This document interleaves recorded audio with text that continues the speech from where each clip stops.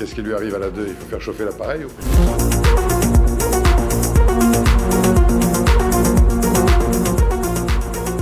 Mais en tant que collectif, on était vraiment bloqués parce que quand on appelait, par exemple, vous voyez, Coluche doit se retourner dans sa tombe, mais quand on avait sollicité les Restos du Cœur, en tout cas dans 78, plusieurs Restaurants du Cœur, on nous a refusé la collecte alimentaire. Ils ont refusé de nous donner de quoi donner à ces suspendus qui n'avaient ni traitement, ni aide, ni rien du tout, Mais alors qu'ils sont légitimes. Au prétexte, en disant clairement, c'est de leur faute, ils n'ont qu'à aller se faire vacciner. Et la Croix-Rouge. Et la Croix-Rouge. La même chose, le même... Mais je vais vous dire, la Croix-Rouge, après, ça c'était en septembre, quand je l'ai vue fin octobre 2021, en train de racketter, en train de racoler ces petits jeunes quand on a eu le Vaxibus Skyrock sur les mureaux, on a compris. Ils étaient en train d'aller à la gare, de racoler ces jeunes et de les ramener dans le Vaxibus de Skyrock. Donc vous comprenez très bien que c'est des pro-vax. Et que là, ils n'ont pas fait la neutralité. On peut travailler ou être bénévole au Restaurant du Cœur et garder son avis pour soi, mais on est là pour quelque chose. Ils l'ont refusé.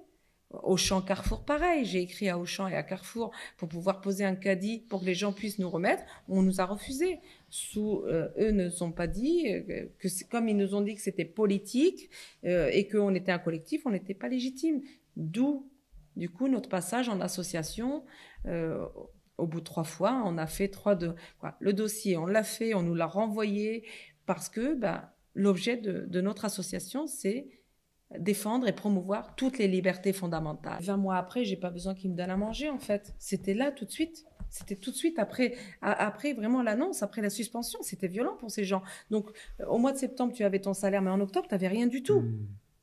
Tu peux pas prétendre au Pôle emploi, tu peux pas prétendre au RSA, tu peux pas... Tu as cotisé toutes ces années. Dans ce cas-là, moi, je dirais, vous voulez un système à l'américaine, donnez-moi mon brut et je me débrouille, puisque déjà, je me paye une mutuelle. Vous voyez ce que je veux dire? Aujourd'hui, vous avez des personnels qui sont suspendus et on leur envoie des bulletins de salaire avec négatif. Zéro. Négatif, Sylvie. Ah oui. Négatif. Pourquoi? Parce que vous savez, pendant 18 mois, vous avez la mutuelle, mais la mutuelle, il y a la part employeur et la part salariat. Avant, ils prélevaient sur votre salaire. Mais maintenant, ils vous le mettent. J'ai accompagné une collègue, Sylvie, au Prud'homme. On est passé.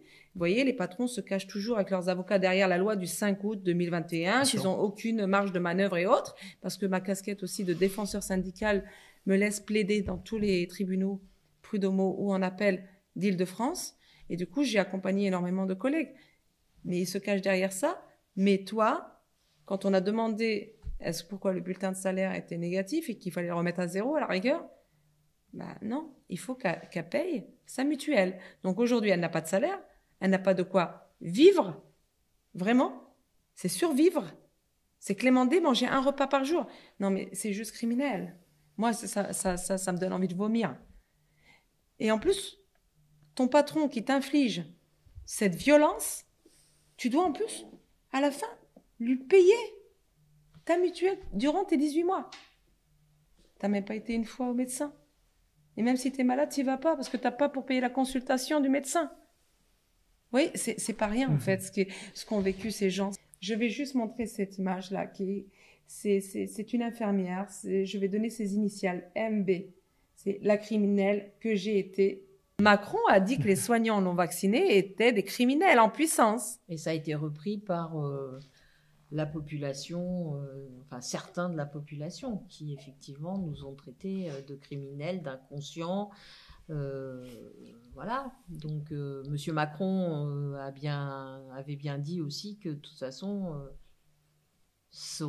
il avait l'intention d'emmerder les soignants non vaccinés. C'était devenu une stratégie et non plus un plan sanitaire. Et c'est le terme employé.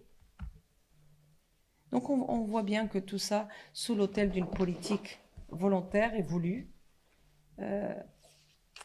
ça n'a rien d'épidémique, ça n'a rien de sanitaire. Et tout ça n'est que politique, puisqu'il continue, il ne s'arrête pas là. Il faut rappeler peut-être le pourcentage de la mortalité Covid par rapport à la grippe. La mortalité, c'est moins que la grippe. Écoutez, aujourd'hui, je pense qu'il faut arrêter cette mascarade, honnêtement. Arrêtons de faire souffrir ces mères de famille qui élèvent seules leurs enfants. Laissons ces professionnels de santé, malgré le traumatisme qu'ils ont vécu. Et vraiment, je regarde, regardez ses yeux, je veux dire, elle fait pas du cinéma. On joue pas un rôle. On est soignant un jour, soignant toujours. Ah ouais, mais c'est juste ça, en fait. Ça a trop duré.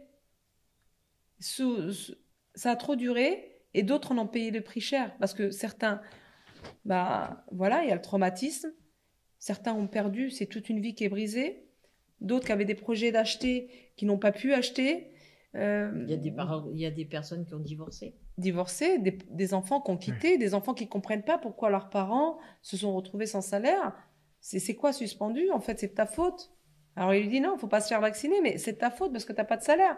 Les enfants ne comprennent pas. Ils ont déchiqueté toute une famille. Et puis, tous ceux qui sont morts. Moi, j'ai une pensée vraiment pour tous ceux qui sont partis trop tôt, pour moi en tout cas.